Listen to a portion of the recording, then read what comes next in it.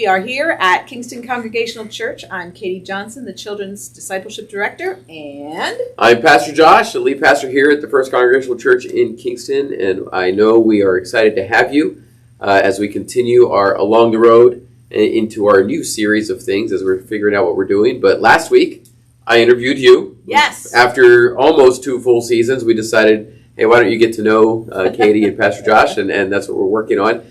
And this week, you get to interview me. The tables are turned. Tables are turned, and just like I do to you often, I don't know anything you're about to do. So, yeah, fire away or lead in, whatever you want to do. All right. So, most of us know that you grew up in a Hispanic home. Yes. So, for us gringos, Yes. Could you please give us a sense of what that's like?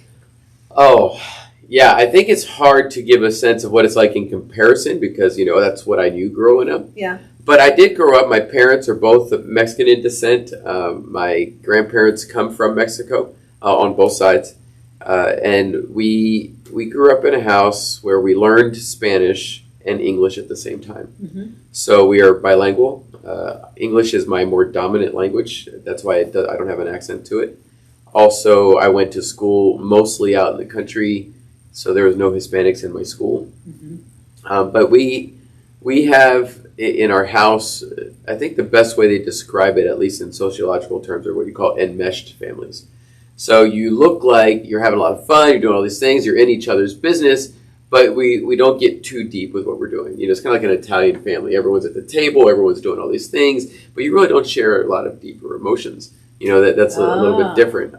Part of that is upbringing. I know, especially my father coming through his household that was not a Christian household, and generationally, you just didn't share emotion and you just had to work hard to survive. I come through a lot of survival instinct in our generations, that gets passed on to us. Mm-hmm. So growing up in our household, we were constantly having people in our house at all times. I remember in middle school, almost all the way through high school, there was always at least a person or a family living in our house with us as they needed help, or they'd be there for 3 or 4 months or 6 months, and then they could finally get a place on their own. And so there were times we had our little half-finished den downstairs, and there'd be a family of 4. I remember at one time there was a family of 4 living there, but our whole house only had 1 bathroom. That's what it was. That's just what it was, and it was normal. And we lived. Most of my living memory is from 3rd grade on. A little bit beforehand we were in Harrisburg, but this is mostly in Lancaster, Pennsylvania. Mm-hmm. And so it was amazing for these families that were from an inner city or from the city of Lancaster where we were. We were in the country, so it was almost a respite for them. Mm-hmm. They could get their feet on the ground. They could get to working. So you have that aspect of it growing up. In the Hispanic community that I grew up in, my parents were Mexican, but we rarely saw Mexicans in our work. Saw a lot of Puerto Ricans in the beginning and Cubans in the beginning, and then Ecuadorians and Salvadorians, and kind of getting some more mix later on in the ministry, which each one of them have a different culture. Mm-hmm. Their language is a little bit different. And I liken it to people saying, we're here in New England, and if you really go to Boston and certain areas of Boston, their English is different than traditional English. If you go to Georgia, that English is different, and the culture is different in Georgia as it is to Boston. Mm-hmm. Culture is different from Boston to New York. And then you add LA, or you add Houston or Chicago. And so if you can understand that, you can understand all the Hispanic countries have different cultures. And then within them, they have differences as well. Mm-hmm. And so I think part of it for me is I grew up with this international sense, or at least South American international sense of life Mm-hmm. and what it was. And everybody was in everybody's business. That's the way it was. Even in church, I could get scolded by my mom, my dad, or any adult in the church. That's just how we grew up. Because we were all in each other's business, and that's how it worked. And so, another thing is being Hispanic. My parents were not often on time to things. So I did have to, I think I'm a reaction to that. I try to be more on time in comparison. But there were times where coaches would give a time to the students, to the players, and they would literally look at me and give me an earlier time to tell my parents. so they could be there. And that's just the way the culture was. Church was supposed to start at, I don't know, it was like 9:30 or 10, and we never started on time. And we didn't care. We didn't know. People would be showing up 30 minutes after we actually started, so they would have been an hour late according to the clock. But we were still having church and an accepted family. That's how it worked, and it was very interesting growing up because all of my friends were mostly from German backgrounds. Oh, there's a dichotomy for you. Very big dichotomy, and I had several friends who had farms, dairy farms, and there's a very structured way to life. What that is, and I didn't have a lot of that type of structure in our family and what we did. So yeah, my dad was a pastor, but he was bivocational, which means he had a full-time secular job, and he was a church planner at the same time. And he would do that as much as possible, or sometimes the job was usually had a decent, flexible job. And my mom was a public school special education teacher. And that really is what sustained us through a lot of things, is that special education teaching, being in public school, but she had the summers off. Oh, sure. She spent time with us. I remember working with Mom in the summer. She would go do the census or something like that. We go door to door with the little cards. And so that's just how life was, constantly working, constantly trying to stay just a little bit ahead of things. But everything in our household, and the way it was what is ministry? What is ministry? How are we focusing the gospel? In everything. My parents didn't need me to be a pastor. I remember conversations about, you can be a trash man if you'll be whatever you want. What are you doing for the Lord as you do that? That was how they were with everybody. So that was always just part of our upbringing, and I thought that was normal. We had prayer time every night, and my parents prayed out loud with us every night, all the way through high school. I thought that was normal. I liked it. It's good, but I find it's not as normal as I thought it was. But that's what it was like growing up in our house. Yeah. And you have siblings? I have one older sister. Yeah, and so we both, just one older sister, and we have a bunch of cousins, but they were in Texas. So as a church planner, my dad was with the Southern Baptist way back in the day. They called it the Home Mission Board. Now it's called something else. And he actually was supported for a little while to be in Pennsylvania planting Hispanic churches as a missionary.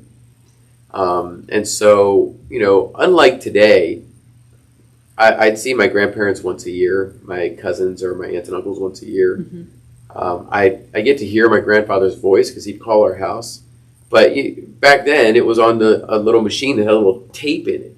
And you had to rewind it and play it. Rewind it, you could hear him, and he'd leave, he'd sing songs, do different stuff. My mom's dad was a pastor as well.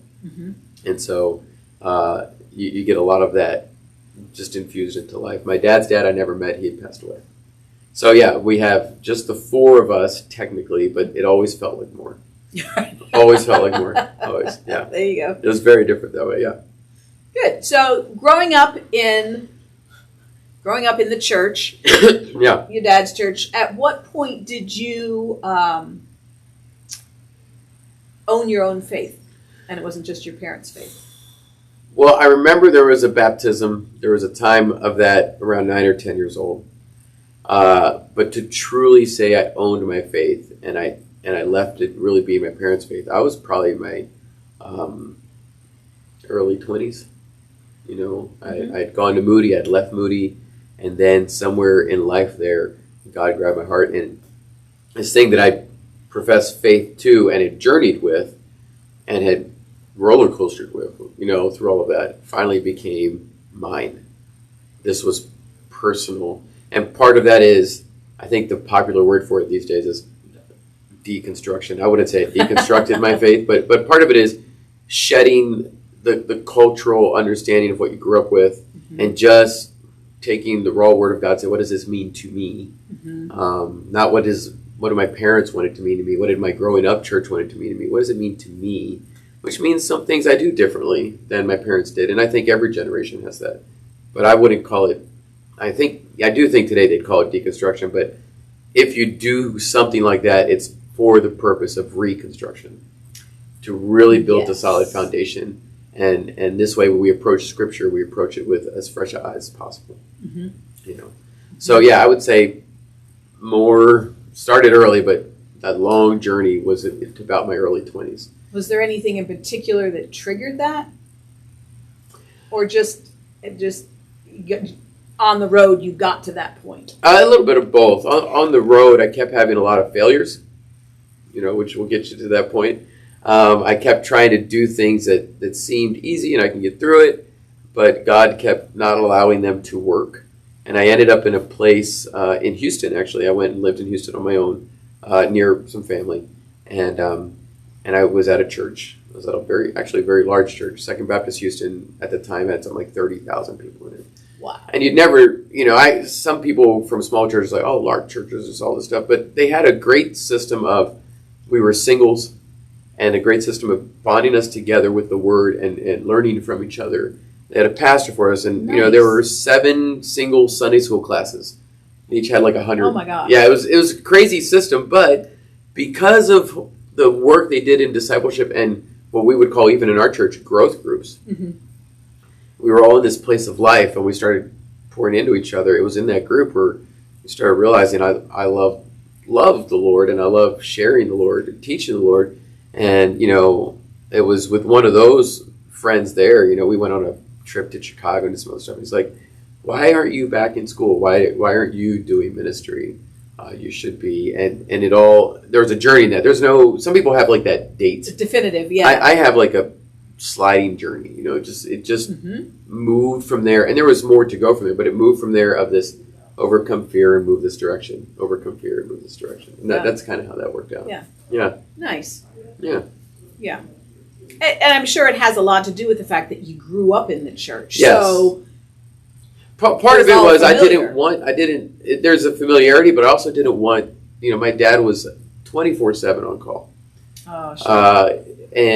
And he loved the ministry, loved what they did, but because our ministry was one direction physically from the house and my school was another direction, I know they didn't, but it felt as a child as if you were splitting your attention. Choosing. My parents did the very best, but sometimes they weren't engaged, sometimes they weren't there, and then they were there a lot of times.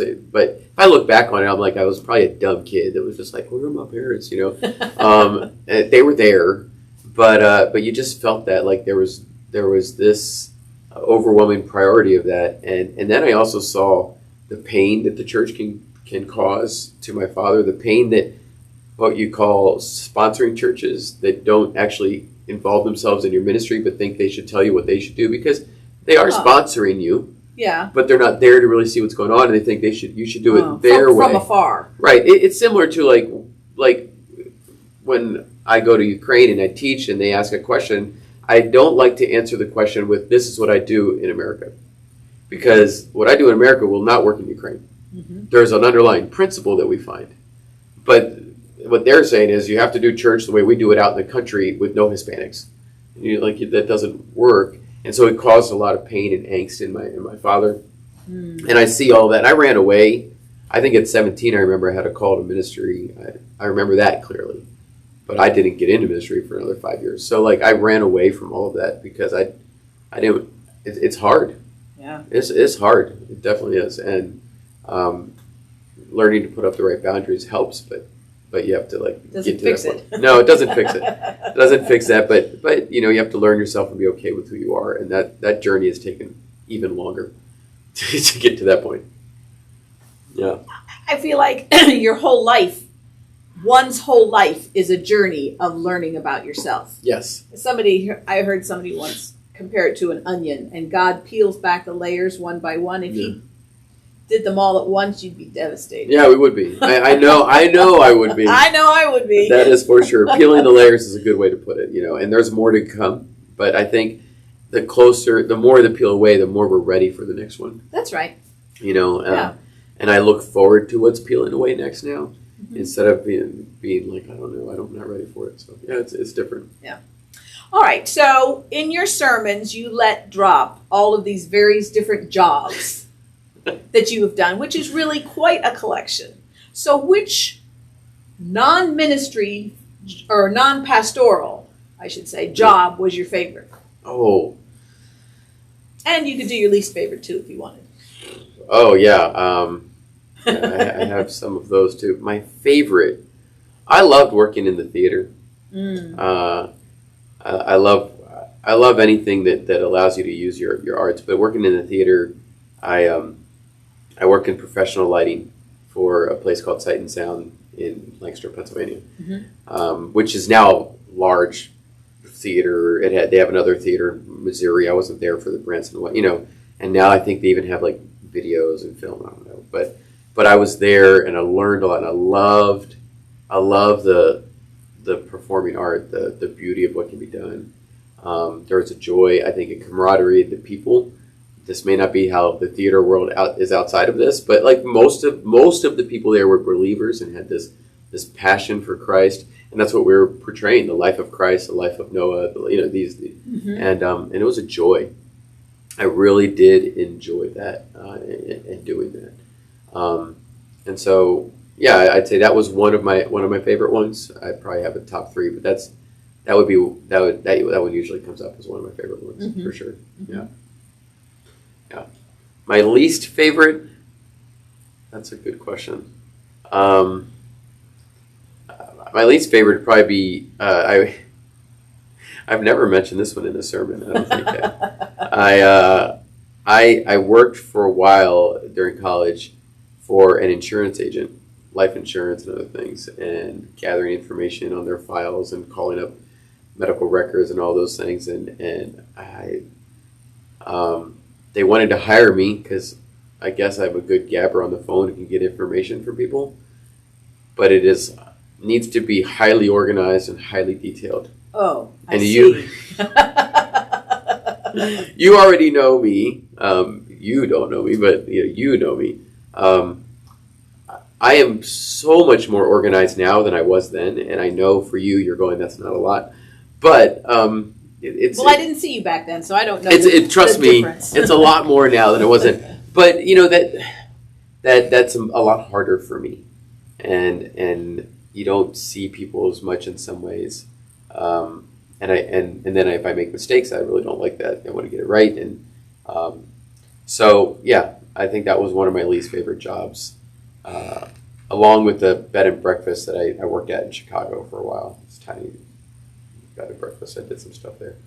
So yeah, there you go. There's a lot of jobs on that list. That's for sure. It's really quite amazing. It's actually. fun. I just figure everyone works however they can. Like I said, that's how we grew up. People work whatever you can, do whatever you can to just make money and get by, and that's what was all around me. People that were sustaining and surviving by whatever. So, it was at those times in life. It wasn't, oh, I want to do something I love. It's just, I'll do any job and I'll do my best at it because I can make more money that way. Sure. So I've had some adventures. Yes. How much prejudice have you run up against? Interestingly, very little. Probably has a lot to do with the fact that you don't have an accent. Yeah, I don't have an accent, and I don't look Hispanic. I had a little bit, I think, in middle school. I think I remember, someone's parents didn't like me because I was Hispanic, like once. So I've had a little bit here and there. But for the most part, I have a look. I don't look Mexican. Right. I don't look South American. When I go to almost any country in Europe, they think I'm from that country.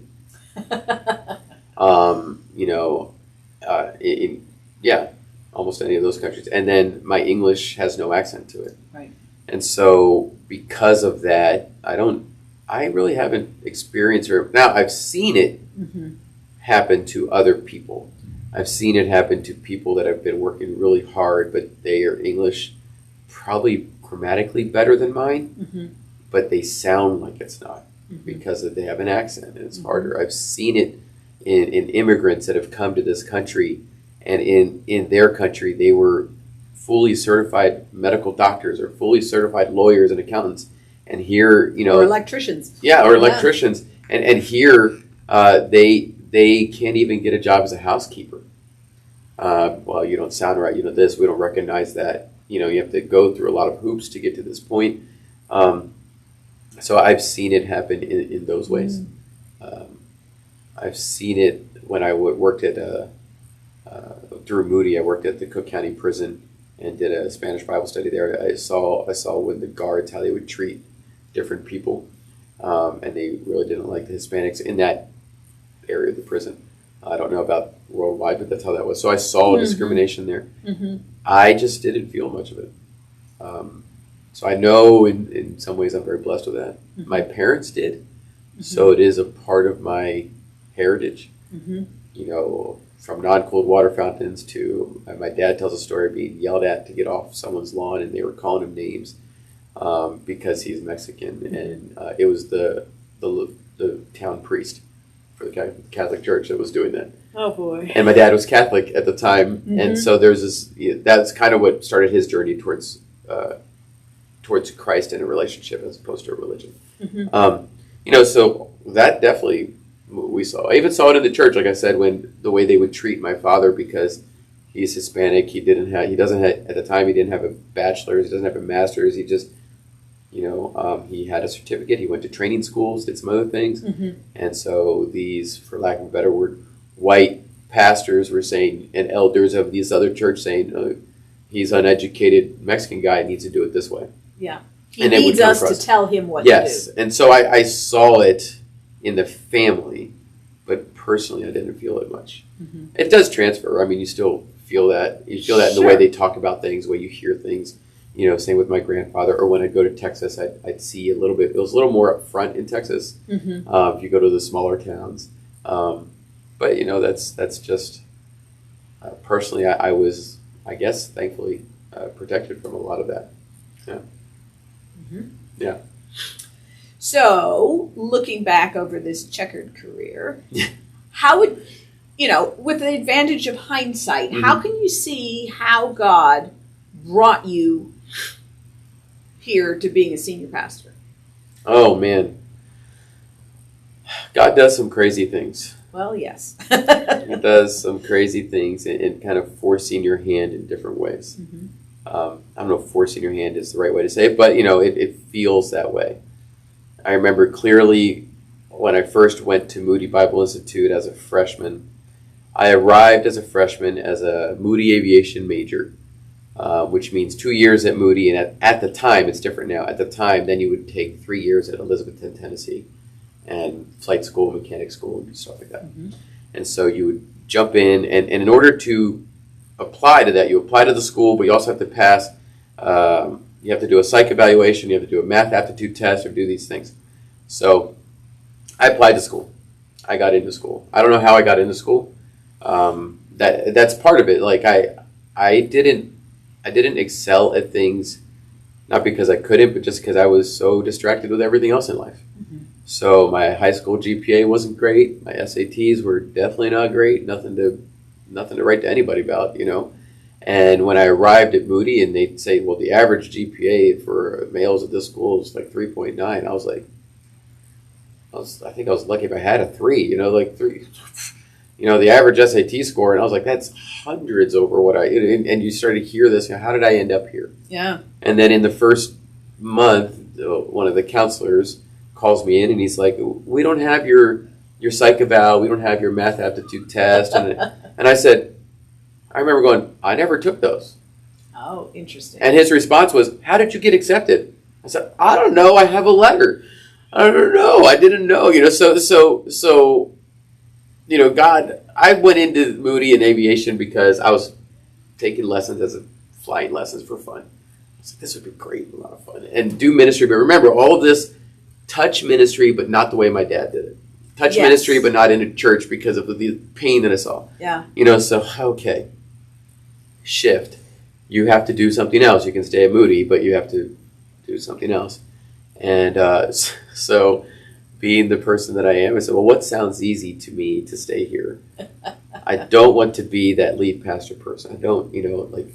I know that much. I know that much. So I went to the music department and I applied there to be a music major. What type of major? I didn't want to be a piano major. I said, well, let's just do music composition. I didn't know at the time that it was like the hardest one and not something I should have done. But once again, I got accepted into that. I had been studying music since I was 8 years old. So theory-wise, those first couple years of music theories, I had a large foundation to. Mm-hmm. At the time, not a lot of college students had a lot of that. So, in some ways, I'm ahead. And so I was able to do that. Once again, what's easier, what can I do? But I didn't understand that the major I picked was very difficult, especially in the piano performance area, which would have been basically a piano major for the first couple of years. And I didn't want to be that person. That's, once again, highly detailed, highly structured in the piano. And I can only get so far in that. Mm-hmm. And part of that is it wasn't, as I know now, fully my passion. I love music. I enjoy playing music. I still play once in a while with the worship team on Saturday night or something like that. It's fun. I'm not at all, I'm an okay musician. I did those things. I'm not like any of our musicians. They're really good ones. So what do you do after 2 years when they say you can't continue in this major, you can do some other things? I left for 5 years. Mm-hmm. And I said, I'll never go back to school. And so, how God moves that journey. And then I ended up in Houston through those 5 years. Mm-hmm. Repairing musical instruments, another one of those jobs. Yeah. But that job was the secular job of craziness. But the people of the church that I was with at Second Baptist, some of those people in that group, one of them stood in my wedding. Mm-hmm. And we still talk today. Very tight. And there was this idea of you're going to go into ministry. I love teaching. I do enjoy teaching. Mm-hmm. There's something about speaking and teaching that I do enjoy. And so I went into youth ministry, knowing, and I loved it. I went back to Moody, and I worked my butt off to actually become a respectable student. But I loved it at that point. Yes. You were motivated. I was motivated. I loved what I did. And I left there and I went into youth ministry in Delaware. I met an amazing woman who ended up in Massachusetts at college. That was going to be my next question. Yeah, and she and since she was there and Gordon Conwell was 3 miles away, and I said I'd go get a master's, and I went and got my master's, and we got married early on in that, and so it started to move that direction. I started working, always working. So as I was in seminary, I was a youth pastor at a church in Massachusetts. Mm-hmm. And I promised those kids, I said, I'm here, a seminary student. I'll stay until these sixth graders. I'll stay until you graduate, which would mean I have to stay after I graduate seminary, which is not as common, but I felt I owed it to them. Mm-hmm. And so I was able to do that, and I had to work bivocationally for part of that time. Mm-hmm. My wife went to seminary during that time. And at the end of that, especially through some things that happened at that church, I realized I love youth ministry, but I want to lead the whole church. Mm-hmm. There's something about God. I like to cast vision, go to vision, and I love communicating things. And so that church kind of opened that up, and I ended up leaving that church because time was up. Yeah. And they couldn't support a full-time person, and we went to Iowa, where Elizabeth's family's from. So we went to be near family. Mm-hmm. And I ministered at a small church in a bustling, huge suburb of about 30 people in Ankeny, Iowa. And, through leadership and the right people, when I left there, it was like 75 people. But once again, how do I end up here at this church when I've never, this is a larger church. You're a staff member. We have 9 staff members. And as a pastor, I've never had a staff member. 0. You never had a staff. Never had a staff. Actually, in Ankeny, Iowa, we didn't even have a secretary. We had nobody. There was if the building was open, that meant I was there, and that's it. Yeah. So somebody along the way in the search, the church used a professional group to help search. Mm-hmm. They came around a second time because I'd already been rejected from this church. The way that system works is really cool. You can kind of just click on it. I'd like to put my name in, and then the company will tell you within 2 weeks, you fit, you don't fit. It's really nice, especially as a pastor, if you're looking, that you know right away that someone said no. Yes. I love that. Thank you. Okay. So Right. months later, I get another email, hey, we're interested in this, and I'd totally forgotten. Yeah. What is it? I told my wife, what is this? And then we remembered, and okay, let me check it out. But the guy said, I see your history, your work history. I've seen how you preach. I've seen this. Parts of you don't fit this profile. You're not supposed to be the guy I pick, but I'd like to put your name forward. And so after prayer, That's about the story of your life. yes, it is. It's about the story. Yeah. So after prayer and some things, we said, okay, we'll do it. And then there came the moment where this church said, we'd like to have you come candidate. So we had that's our moment for my wife and I usually is I won't get on an airplane and fly across the country if I'm not ready to say yes. Mm-hmm. The church can still say no. We still had a couple interviews to do and we had 2 times we came out here. But I think it's just wrong that I'm just going to explore this and then at the end be like, nah, I'm just kidding. Oh, never mind. So at that moment I was like, I'm ready. God had moved in my heart that direction. And one of the ladies in my last church, a great leader in that church, great encouragement to my ministry. She encouraged me through that whole thing. She was great. And sadly, she passed away on one of the weekends we were candidating here. Oh, boy. A little on the sudden side. Mm-hmm. And that hurt. That was hard. Yeah. But she was a phenomenal lady. But you know what? Her job was done. Her job was done. And amazingly, as we were processing her funeral, her husband, who was also a deacon, he said, I was looking at her calendar. And in her calendar, she hadn't told him, in her calendar it says, Josh should tell elders, because she assumed I was going to get the job. She assumed I was going this direction. And if it wasn't here, that at some point I was moving forward. Because she said, I'm a team person. I love team. I love people, leading people, and I had none.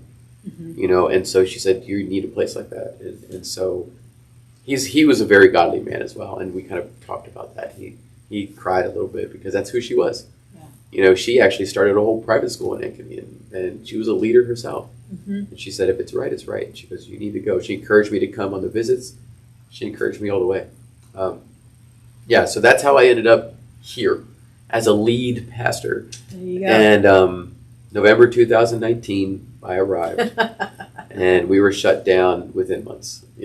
With COVID. And I'll say it here, I'll say it anywhere. It was the best thing that could happen to a new leader coming to a church.